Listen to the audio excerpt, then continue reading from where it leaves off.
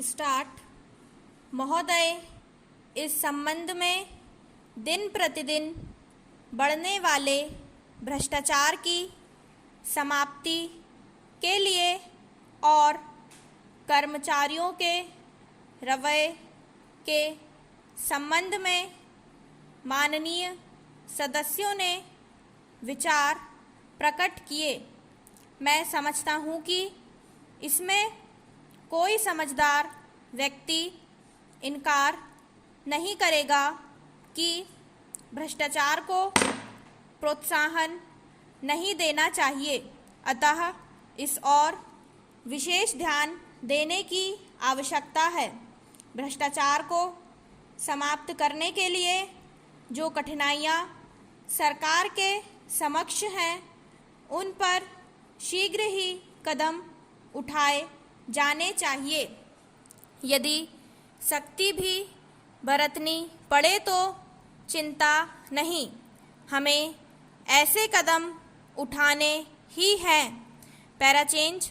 मैं यह जानता हूँ कि बहुत से लोग, जिनमें कुछ हमारे साथी भी हैं, इसकी कुछ बातों का विरोध करते हैं, परंतु यदि हम देश की उन्नति चाहते हैं, यदि हम देश को आगे बढ़ाना चाहते हैं और विशेषकर यदि आप समाजवादी ढांचे के आधार पर, जिसको कि कांग्रेस ने देश के लिए निश्चित किया है, इस देश की व्यवस्था करना चाहते हैं, तो हमारे लिए आवश्यक है कि हम इस तरह से कदम उठाएं कि जिससे लोगों को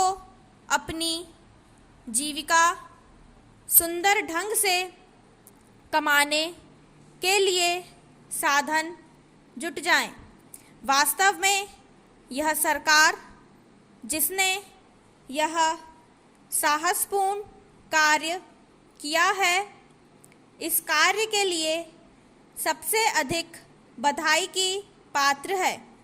जो लोग यह आशा करते हैं कि हर एक काम उस ढंग से होना चाहिए जिसके लिए गांधी जी हमसे कहा करते थे, और जैसा कि अभी हमारे एक साथी कह रहे थे कि जिस तरह से सरकार ने इस संबंध में व्यवहार किया है, वह गांधी जी की नीति के अनुसार नहीं था। यही नहीं, उन्होंने तो एक तरह से कांग्रेस ने जो समाजवादी ढांचे पर समाज की व्यवस्था की नीति अपनाई है, उसका विरोध किया। और मेरी समझ में उनकी बात नहीं आती कि एक तरफ तो वह कांग्रेस के अंदर हैं और दूसरी ओर कांग्रेस द्वारा स्वीकार की हुई नीति का इस प्रकार से विरोध करते हैं।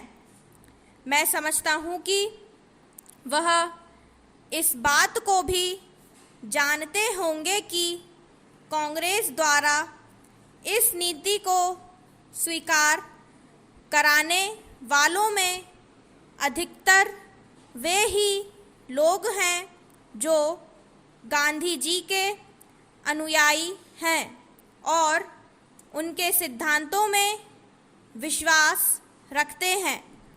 ऐसी स्थिति में उनकी यह बात समझ में नहीं आती कि आज सरकार प्रजातंत्र और गांधी जी के बताए हुए नियमों के अनुसार आचरण क्यों नहीं कर रहे हैं।